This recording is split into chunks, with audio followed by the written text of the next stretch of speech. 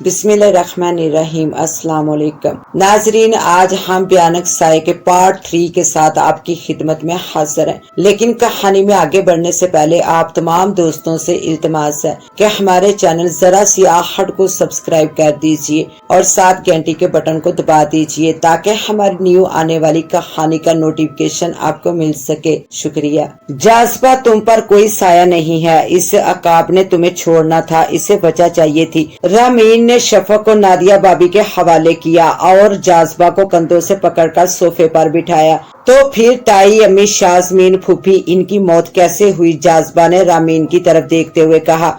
तुम्हें लगता है इन्हें तुमने मारा है? रामीन ने पूछा। हाँ, क्योंकि मैंने अपने आप को इनके खून से रंगे हुए देखा है, जाज़बा ने खला में घूरते हुए कहा। फिर अकाब ने तुम्हें पुलिस के हवाले क्यों नहीं किया? रामीन ने झंझलाकर कहा। क्योंकि वो मुझसे प्यार करता है, मैंने देखा है वो मेरी खातिर सबसे लड़ता था।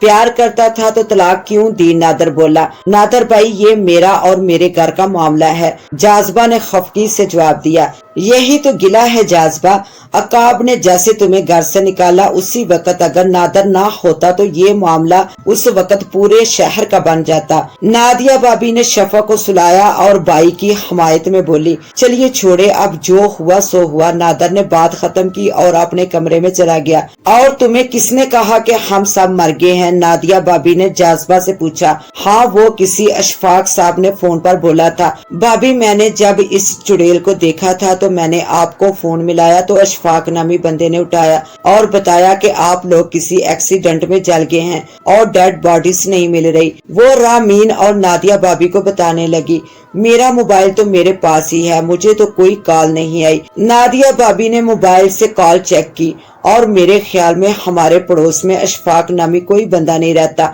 रामीन ने सोचते हुए नादिया भाभी की तरफ देखा। हाँ वाकई जाज़बा, नादिया भाभी ने रामीन की तायीद की। इसका मतलब है कि वो चुड़ैल ही थी ताकि मैं अपने आप को अकेला समझूं और तंग आकर कुछ गलत कर बैठूं। जाज़बा ने रामीन की बात काट कर कहा। अच्छा अब छोड़ो, क्या बिगाड़ेगी वो तेरा, मैं हूं ना तुम्हारे साथ, रामीन ने मुस्कुराते हुए कहा। जिस पर नादिया और जाज़बा ने आगे बढ़कर रामीन को गले लगा लिया। नादर किचन में पानी पीने गया तो नादिया खाना बना रही थी। अभी क्या बना रही हो? नादर ने नादिया से पूछा और फ्रिज से बोतल निकालने लगा। शलजम पालक गोश्त तुम्हें पसंद है ना? खास तुम्हारे लिए बना रही हूँ, मेरा भाई पूरा दिन मेहनत करता है। अच्छा नादर, मैंने 1-2 जगह बात की है तुम्हारे रिश्ते की, बस अब तुम भी घर बसा लो, नादिया ने गोश्त भूनते हुए कहा। अभी नहीं आपी, अभी तो नौकरी लगी है, मैं थोड़ी सेविंग कर लूं फिर। नादर ने पानी की बोतल वापस फ्रिज में रखी। तो शादी अभी थोड़ी हो रही है, पहले मंगनी होगी, फिर 1-2 साल बाद शादी। इतने तक तुमने जितनी सेविंग करनी होगी कर लेना। ठीक है, रामीन की आवाज पर नादर और नादिया ने सेहन की तरफ देखा। शादी और नौकरियां क्या जिंदगी आगे बढ़ा देंगी? नादर ने जाज़बा से पूछा। ऑफ कोर्स, जाज़बा कंधे उचकाकर बोली।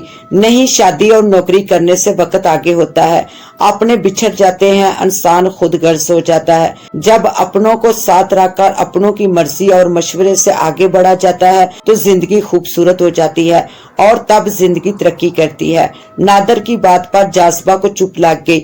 मैं कुछ करना चाहती हूँ, जाज़बा ने डट कर कहा। आप कर तो रही हो, आप जिंदा हो इसलिए हम सभी जिंदा हैं। रामीन, तुम रोटियां बना लेना और शफक को फीडर दे देना, मैं जरा अभी आई नादर से मिलकर, नादिया भाभी ने रामीन से कहा और चादर ओढ़ने लगी। रामीन ने बिस्तर लगाया और किचन में चली गई। भाभी ने गली से रिक्शा पकड़ा और नादर के घर आई, जो इनका मेका भी था। नादर घर पर मौजूद था लेकिन बहन के इस तरह अचानक आने पर परेशान होने लगा।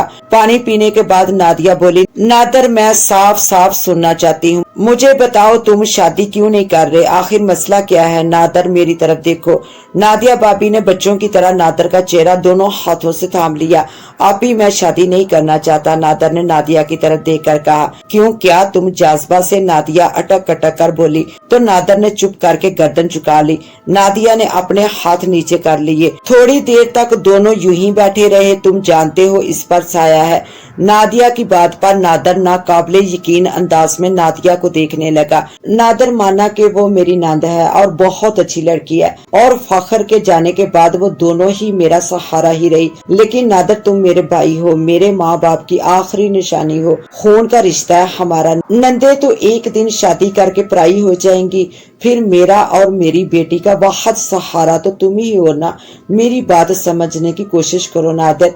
नादिया ने आंसू साफ करते हुए कहा, अच्छा आपी, अगर मेरी बीवी मुझे लेकर अलग हो जाए और आपका आना जाना बंद कर दे तो नादर ने मैंने खेस नजरों से नादिया को देखकर कहा, आपी इस पर साया नहीं है, आप समझिए। साया नहीं है तो वो सब क्या है? मैंने ताई और शाजमीन की लाशें देखी थी। नहीं आपी, ये सब वहम है। अच्छा माना कि ये जन्नत के साए में है तो वो साया हमें क्यों नहीं दिखता? आपी वो इतने अरसे से इधर है, शादी से पहले, और अब हमें आज तक जाज़बा से कोई नुकसान नहीं पहुंचा, फिर कैसे कह सकते हैं कि वो जन्नत के साए में आ गई है? नादिया के घुटनों में बैठकर नादर बोला, नादर मेरे भाई वो जिन जाज़बा पर आशिक है और बाज दफा जब इनकी मुंतखब करदा वजूद की शादी हो जाए तब वो ज़ाहिर होते हैं, वरना उम्र भर वो महसूस तक नहीं होते। और देखना अब जाज़बा की शादी जहाँ भी होगी वो जिन इस इंसान को खत्म कर देगा और मैं नहीं चाहती कि तो अकाब को खत्म क्यों नहीं किया जिन ने? नादर नादिया की बात काट कर बोला तो इस सवाल पर नादिया उलझ गई। बस आप मेरी शादी जाज़बा से कर दें और अगर कोई मसला हुआ तो मैं डट कर मुकाबला करूंगा। नादर जमीन पर घुटनों के बल बैठ गया और नादिया सोच में पड़ गई। रात के अंधेरे में पत्तों की सरसराहट से अजीब सा शोर हो रहा था। वो हड़बड़ाकर उठा और धीरे से चलता हुआ जाज़बा के कमरे में दाखिल हुआ। कमरे में अंधेरे के सिवा कुछ नहीं था, लेकिन हर तरफ अजीब सी खुशबू और सरसराहट थी। वो आंखें फाड़े चारों तरफ देखता हुआ चलाया, कौन है कि कौन है? वो आगे बढ़ा। कौन? सुरीली सी गुनगुनाती आवाज पर वो थूक निकलता हुआ बोला। गुनगुनाने की आवाज मुसलसल आ रही थी। अचानक अंधेरे में रोशनी का चमकारा आया तो इसने हाथ से अपनी आंखें छुपा ली। वो धीरे धीरे बाजू हटाने लगा। अपने सामने के मंजर को देखकर इसके उस्तान खता हो गए। वो लाल जोड़े में बनी समरी इसके सामने बैठी थी। वो वही गाना गुनगुना रही थी। इसकी सांसें तेज होने लगी। वो लड़खड़ाता हुआ पीछे को हुआ। क्या हुआ? वो दुल्हन मुस्कुराती हुई बोली, लेकिन वो डरते हुए पांव पीछे करने लगा। वो दुल्हन को पलक झपकाए बगैर देखते हुए उल्टे कदम चलने लगा।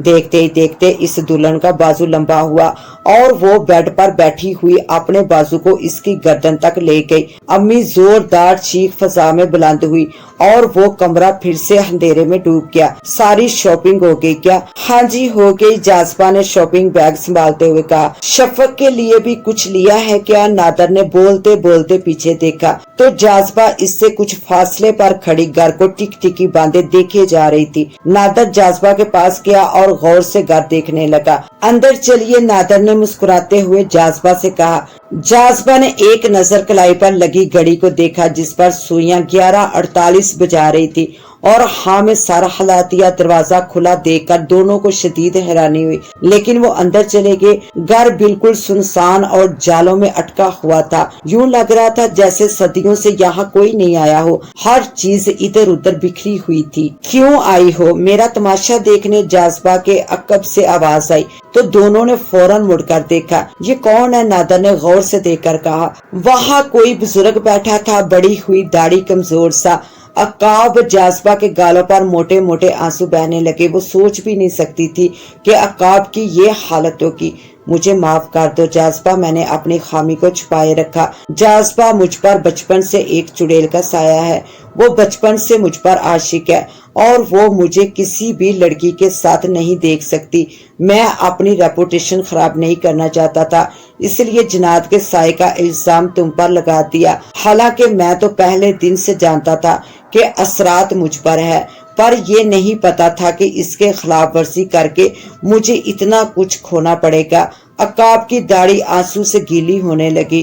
काश तुम पहले बता देते। जाज़बा ने आंसू साफ किए और नादर का हाथ पकड़कर वापस चली गई, जहां नई जिंदगी नादर और जाज़बा का इंतजार कर रही थी। अक्काब ने भीगी आंखों से जाज़बा के कमरे की तरफ देखा तो वो चुड़ैल दुल्हन का रूप धारे बेड पर बैठी मुस्कुरा रही थी। चुड़ैल ने हाथ के इशारे से अक्काब को अपनी तरफ बुलाया तो वो टूटे हुए कदमों से कमरे की तरफ बढ़ गया। इसके साथ ही अब मुझे दें इजाजत, मिलते हैं इंशाल्लाह एक न्यू कहानी के साथ। तब तक के लिए अल्लाह निगहबान।